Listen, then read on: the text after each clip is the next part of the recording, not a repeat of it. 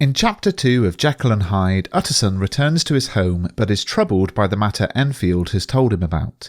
He cannot enjoy his dinner or his after-dinner reading. Unable to settle, he goes to his safe and takes from it Dr. Jekyll's will. We learn that although he has it in his possession, Utterson did not help Dr. Jekyll prepare it. The will makes Mr. Edward Hyde the beneficiary in the event of Dr. Jekyll's death, and what's more, it also stipulates that should Dr. Jekyll be missing for a period of at least 3 months, Mr. Hyde should step into his shoes and inherit his wealth. We learn that Utterson has long had misgivings over the will, and following Enfield's story, he now believes there's something sinister going on. He gets his coat and heads off to see his friend Dr. Lanyon. Dr. Lanyon is a man with a great reputation, and Utterson decides that if anyone will know how to proceed, it will be him.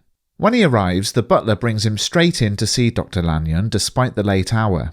Lanyon is a healthy man and appears to be at the prime of his life. There's a genuine friendship between the two men, and we learn that they share this bond with Dr. Jekyll also. However, Dr. Lanyon and Dr. Jekyll have had a disagreement of some sort and haven't spoken much. Lanyon admits that their disagreement was on some point of unscientific balderdash.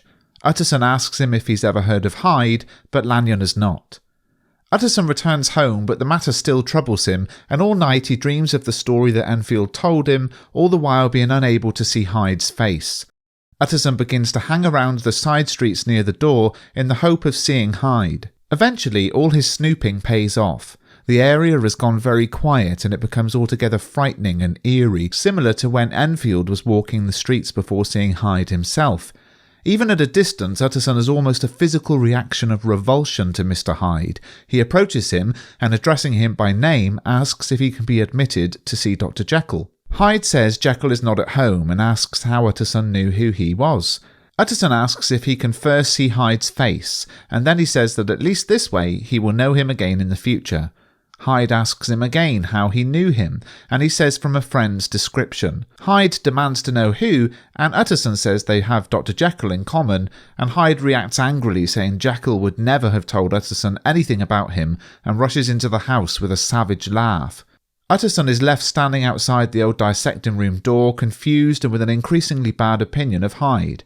He begins to fear for Dr. Jekyll and calls around to the front of the house where Poole, the house servant, admits him to the hall, and he sits by the fire. Poole returns shortly afterwards saying that Dr. Jekyll has gone out. Utterson questions Poole about Hyde and learns that all the staff have orders to obey him and that he comes and goes as he pleases. Utterson leaves the house and returns to his own with a heavy heart and full of worry for his friend. He reasons that Jekyll must have done something as a young man that Hyde is now blackmailing him about. He thinks for a while about the foolish things young men do and how they could easily come back to haunt them in later life.